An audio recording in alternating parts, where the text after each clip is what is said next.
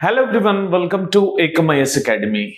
Today is 7th of February 2025 and now something we are going to discuss relating with environment. Already by seeing this picture, you might have concluded to some particular segment like industries or thermal power plants, releases, emissions. See, this is one of the most important component. Pollution as such is one of the most important component of your environment syllabus, and UPSC also most number of times it tends to ask a question like which of the following are the gases which would be emitting from the thermal power plant, which of the following gases would be emitting from volcanic eruption. Recently in 2024 they have asked this question, which of the following gases would be emitting from the thermal power from the volcanic eruption. That was 2024 question. Chances are there we might get a question regarding with thermal power plants this year. So coming back to the Hindu editorial, the title of the editorial is The Saga of Regulating India's Thermal Power Emissions, and it is like a debatable concept whereby electricity consumers are likely to pay for the installed but unused equipment in the thermal power plants, even as citizens living around thermal plants do not get the benefit of these particular cleaner air. So here, by keeping the enforcement or regulations, neither the government is getting the benefit nor the consumer is getting the benefit. Neither persons who are in and around the thermal power plants who have invested their asset values, they are also not getting the benefit as such. So moving further, why this discussion actually has come, that we are going to check.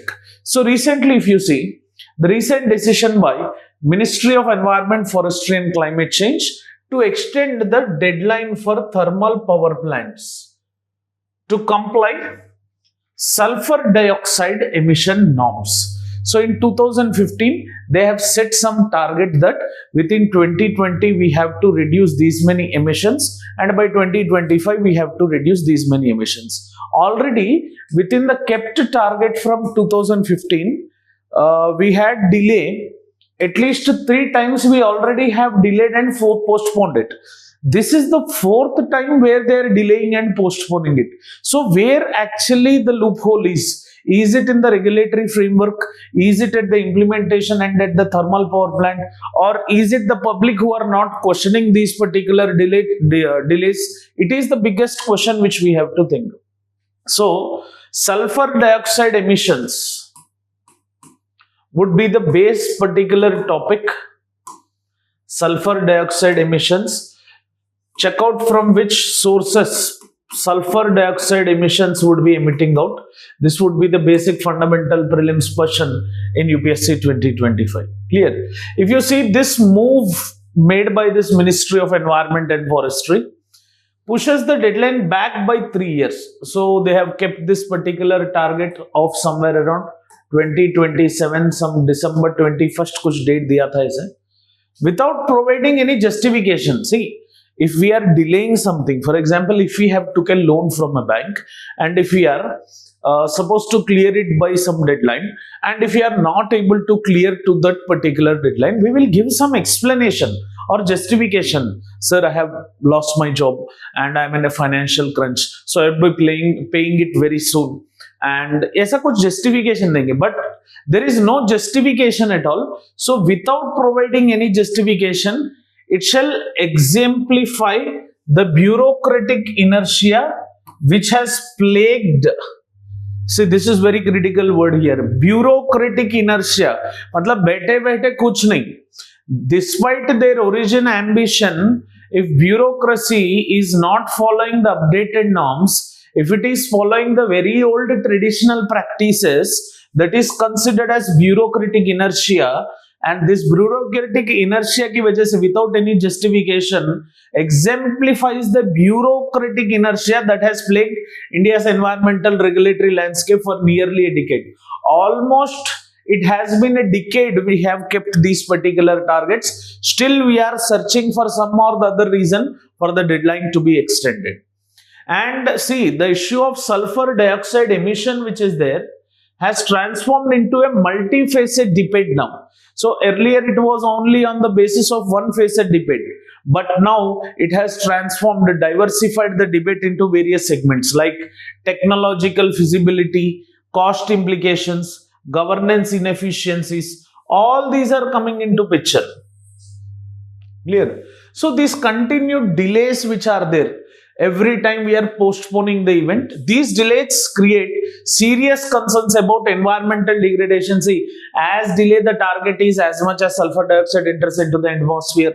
Second, public health issues are increasing nowadays with every gases, but sulfur dioxide emission is creating high amount of public health scenario, and regulatory accountability is also one question which we have to check. So sulfur dioxide emissions have to be reduced. In UPSC, chances are there, they might ask a question, which of the following elements release sulfur dioxide into the atmosphere? This might be the base fundamental question in UPSC 2025 examination. So origin and evolution of these sulfur dioxide norms, if you see, as I have said, the Indian emission norms for thermal power plants underwent a significant revision in December 2015. So somewhere it has been near closer to 10 years now. 10 years now. The Ministry of Environment Forestry, after public consultation, introduced stringent limits on particulate matter emissions, and for the first time particulated and formulated the norms for sulfur dioxide emissions in 2015 as such. These regulations were aligned with international best practices which are generally followed in US, China and Australia. Despite this ambitious scope of new norms, power plants were initially expected to comply by December 2017, where later on the timeline was widely regarded as over-ambitious given India's infrastructure and technological preparedness. Then they have made it 2020. Then 2022, clear, sorry, 2024 was the target, and now they have made 2027. Fourth time they have made this particular event to be postponed. This postponedness shows the inefficiency of implementation of the policies which are present as of now. So, see, it is not only in the sulfur dioxide emissions. We had millennium, across the world, this is the scenario. We had Millennium Development Goals by 2020. As we came to know that Millennium Development Goals we could not achieve, we have kept the target of Sustainable Development Goals. And net zero emissions, abhi to countries bol rahe ki like we would become net zero by 2050 and we would become net zero by 2070. India has said that we will become net zero by 2070 and we will increase our non-fossil fuel energy by 500 gigawatt by this particular stage. So, ye deadlines lagana is not the task. Deadlines ko reach hona is the task which we have to focus upon. And one would assume that India's relatively low sulfur coal should have made compliance easier. But India's low sulfur coal is not the question of our. Because if India's coal is not used, India uses huge amount of importing coal. So this importing coal which is there, that is increasing this particular sulfur dioxide emissions as such. However, the discussion around implementation quickly shifted from a technical evaluation of suitable emission control methods to a narrow focus on flue gas desulfurization technology. They have established. So, from the discussion around implementation quickly, as soon as possible, shifted from a technical evaluation of suitable emission control. In that suitable emission control, what they have did is, they have brought this particular FGD technology. FGD refers to flue gas desulfurization technology. This is also one of the base content from where the question might come, or within the options of sulfur dioxide emissions, they might insert this particular FGD technology as one point. So this transition in turn led the concerns about high cost. So if we are using this particular FGD, what would happen?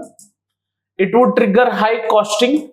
And who would be giving this particular high costing? Finally, this high cost would be paid upon consumers. So it is consumer who is not going to get the benefit out of this. So as the high cost has come, long gestation period and supply chain limitations were there, the burden of this particular high costing was shifted onto the consumers.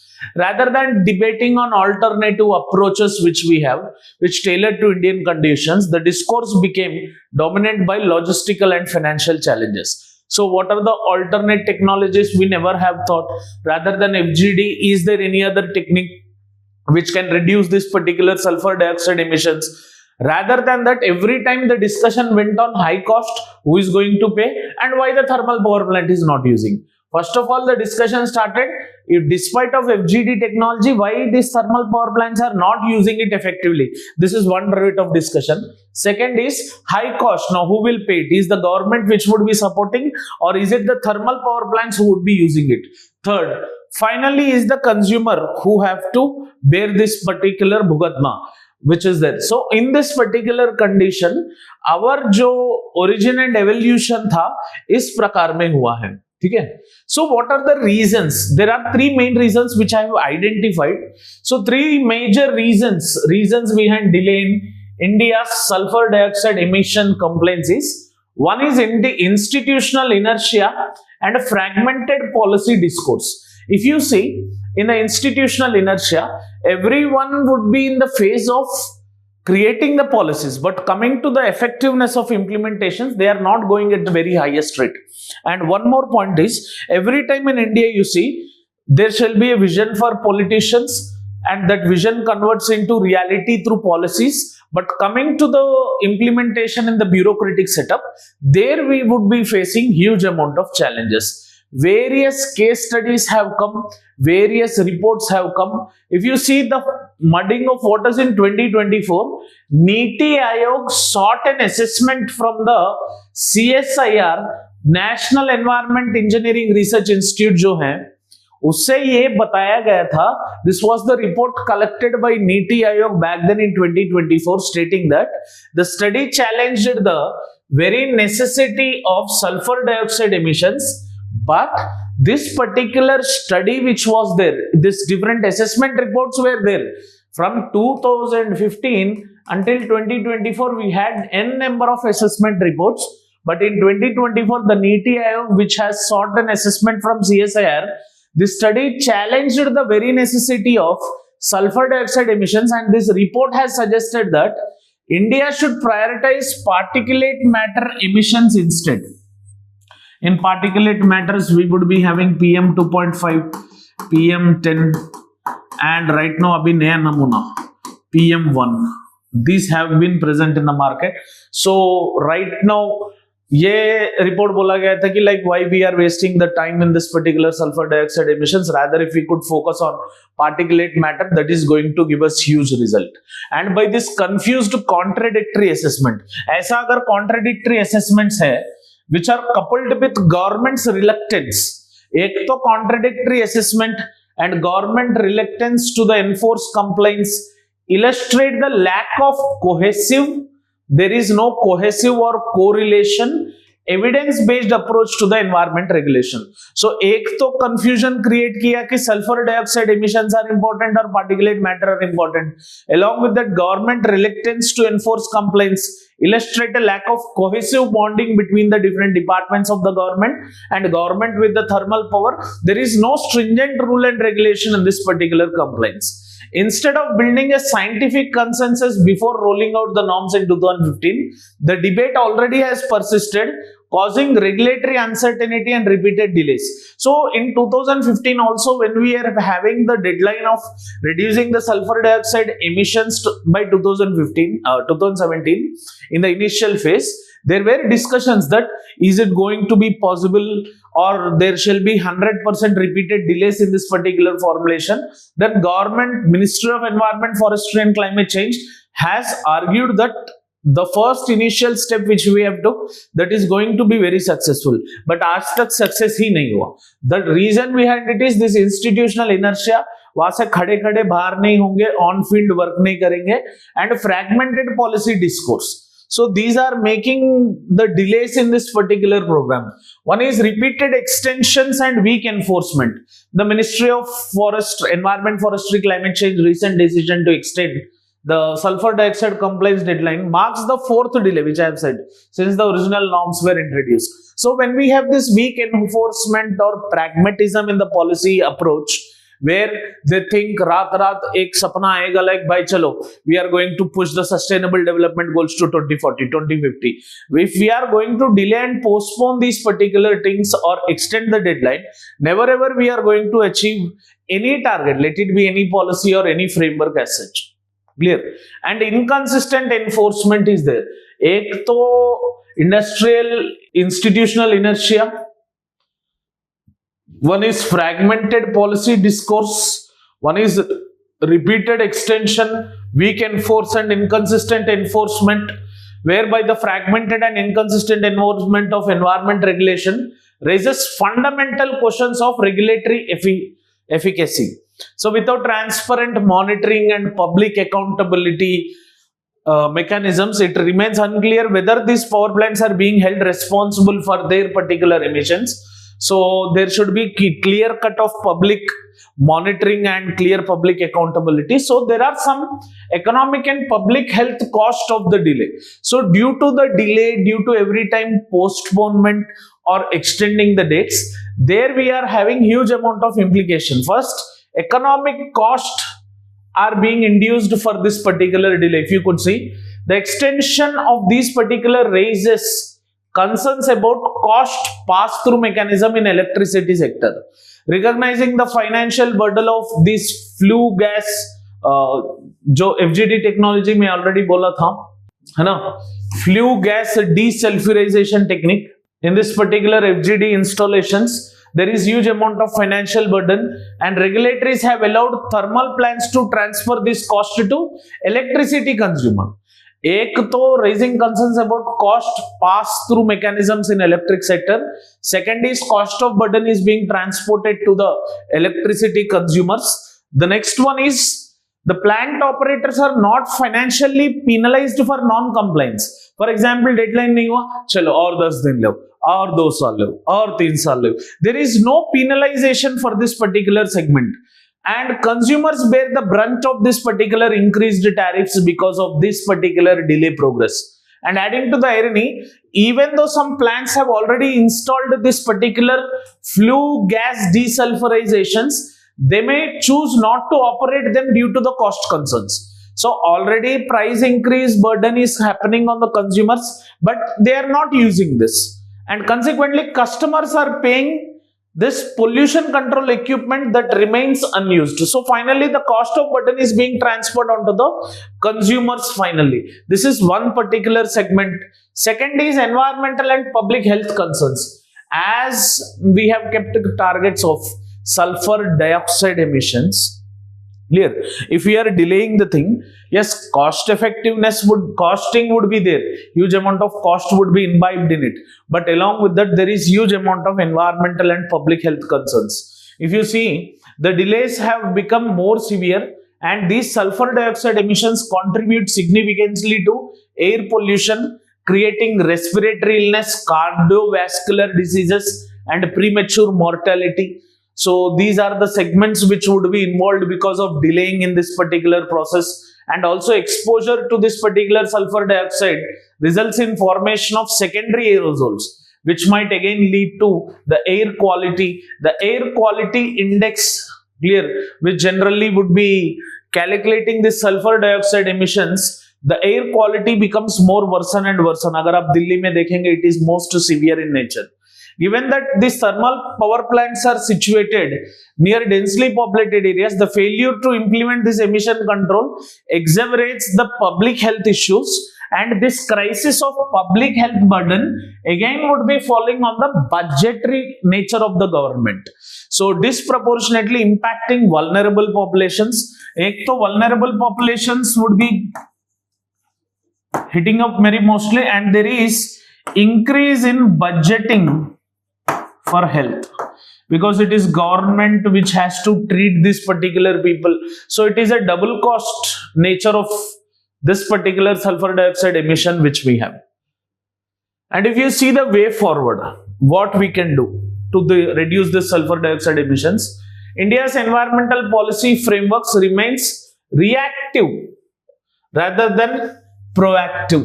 Just react करती है, अरे deadline पार हो गया, चलो ठीक है, Again we will do it. But there is nothing like, no, this time we have missed the deadline, next time we have to be proactive and we have to finish it at any cost of this deadline. Generally, ISRO's challenges are very great in India.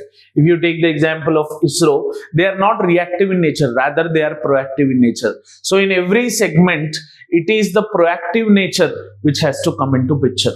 And if there is one lesson to be drawn from this prolonged policy impasse, it is that environmental regulations cannot be effective without consistent enforcement and institutional commitment. There has to be consistent enforcement. Mains answers में यही लिखने वाले आप. Environmental policy का pass करना, regulation करना is not the task. It is consistent enforcement would be there with institutional commitment. This is what we have to learn from this particular segment. Coming to the conclusion, this saga surrounding around this sulfur dioxide emission complaints in India embodies the characteristics of Kafkaesque bureaucratic ordeal. What is the meaning of this particular Kafkaesque bureaucratic ordeal? Please try to drop it in the comment section. इसका मतलब क्या होता है? Mains answer rating में you can use this particular segment, which is characterized by endless delays, conflicting narratives and lack of accountability. इसका आप comment section में drop करिए. What is Kafkaesque bureaucratic ordeal? So which generally means by endless delays, conflicting narratives and a lack of accountability. Merely setting ambitious target without ensuring their implementation renders them meaningless. जो भी हैं, it is not only the sulfur dioxide emissions, प्रधानमंत्री ग्राम सड़क योजना, प्रधानमंत्री आवास योजना, जल जीवन mission, जो भी हैं, if government is not having the compliance of deadline, then it is waste of creating the policy as such. Unless India's regulatory bodies take decisive action, the country's risk repeating the cycle of delay and dilution. फिर से repeat होगा एक बार, fifth time, चलो भाई last time fifth time करेंगे. Again this will happen in 2027 with grave consequences for both its citizens and its environment. So it is going to hit a large in the environmental sense and also in the public health related issue, also on the costing nature, which increases huge amount of the costing for individual and also from the government side. So this is what up with the article. So regarding with the question of the day, these kind of questions regarding with these topics already appeared in UPSC regarding with the environmental impact assessment. 2014 में question आया था. The question is like, environment impact assessment studies are increasingly undertaken before the project is cleared by the government. Discuss the environmental impacts of coal-fired thermal power plants at pitheads. तो ये question already 2014 में आया था. If any question is going to come in the upcoming near future, so this would be the type of question which would be there. Analyze the role of thermal power in India's energy mix. What is the role of thermal power energy? What is its mix? Obviously, jitna zyada hai in India's energy power mix, so we can't completely stop this thermal power as of now. Discuss the challenges it faces in terms of environmental sustainability and the transition towards the cleaner energy sources. This is a practice question where chances are there. This question regarding with this particular thermal power plants again might repeat in the upcoming mains examination. Clear? So thank you for watching this video. And if you have any concerns or doubts related, you can drop it in the comment section. We would be replying to that particular comment section box. Thank you for watching this video. Have an awesome day. Jai Hind.